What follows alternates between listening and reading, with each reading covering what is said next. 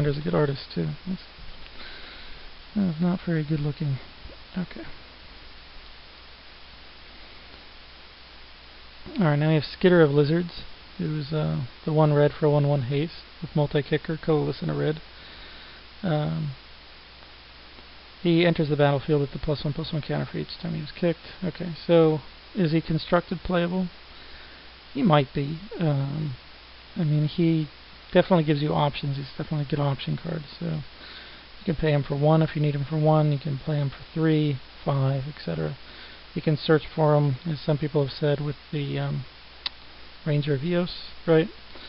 I think he's a little slow for the decks that would want to play him. Those decks don't want option cards. They want cards that are always good, or not always good. Cards that are really good when you get them at the right time, you know, because they're kind of just going for that all-in hand and they're trying to win really quickly. I think he could, like I said, he could see play. If he does, I think he'd see like a 1 of or a 2 of play in that deck, which would be fine, right? Probably like a 1 of with Ranger of Eos. That's fine. So sure, he makes a constructed deck. He wouldn't make mono red or anything like that. In limited, I think he's pretty darn good. I mean, the ability to be either a 3 casting cost or a 5 casting cost or a 7 casting cost guy, or even a 1 casting cost in some circumstances, is really good in limited. You know, he's like almost like a super Cavu Titan, and Cavu Titan was really good. The Cavu Titan was more efficient but more restrictive. Okay, so it's a really good card. Pauper, I mean, he could be played in Pauper, right? So I could definitely see him getting a lot of play in Pauper, because he is like a rare-like effect, except he's a common. Okay, Ruthless Coldblade, colorless and a black for a 2/1 Vampire Warrior. It's +2/+1 as long as an opponent has 10 life or less. This is another one of those 10 life or less cards, which is fine. Seems reasonably good. Maybe someone could make a 10 life or less deck. That's just like black, red, Sly, right? Not a bad idea. Maybe I should do that. That'd be a good rogue deck, right? Don't even worry about having a bunch of vampires. Just 10 life or less cards. Okay, so I mean, is it great? Is it amazing? Is it going to be an auto include? No, absolutely not. In fact, vampires may not have room for it. And it's got plenty of really good stuff already. 4 2s, I mean, it's not going to trade up when it's attacking. It can trade up blocking, but that's not what that deck wants to do. If it gave it fear or something, yeah. In limited, is it good? Yeah, it's really solid 2-drop. I mean, I'd really like to have a bunch of them in my deck. I certainly wouldn't mind it. It's, going to be as good as Shortcutter or, Highland Berserker certainly, and Zendikar Draft. You want these kind of guys, right? It's another reason why Skitter is going to be so good in that format. So these are both going to be really good limited cards. Coldblade could make Pauper decks. It could see constructed decks, if they have room for it, if they think it hits their curves right.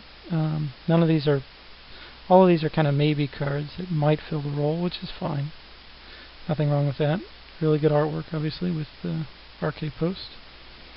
Skitter's artwork is silly. So, do I like Skitter's artwork? No.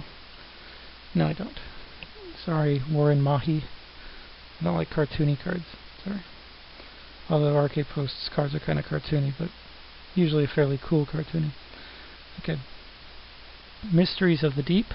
The 4 and a blue instant, draw 2 cards.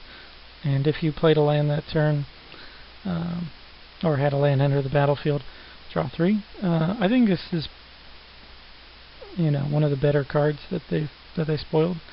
In limited, it'll probably be decent, just as like a pseudo concentrate, right? Although a lot of times in Zen you don't have time for that kind of thing, but you build your deck right.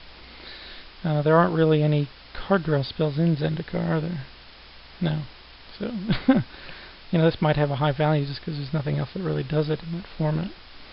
Um, Nothing that I can think of offhand, anyway. It's an instant draw 3 cards spell. It's not inspiration. It's not 2 cards for 4. It's 5 for 3, which is better. It couldn't get. I don't really see it getting played in blue-white or mono-blue or blue-black, for that matter, because then you're going to be playing all these fetch lands when you don't need to, because they're not helping you. What I could see playing is blue-red or blue-green, because then you would want to play the fetch lands, right? So I don't think you're going to play a lot of them. I think you'd probably play it as like a 2-of in some control decks, especially if there's better counter spells coming out. But I think it could be routinely seen at tournaments. A lot of these, all these cards, none of these are like, oh, that's amazingly broken by itself. All these seem like, you got to build a deck that, takes best advantage of each card, which is good, I guess, for limited and constructed. And that's fine.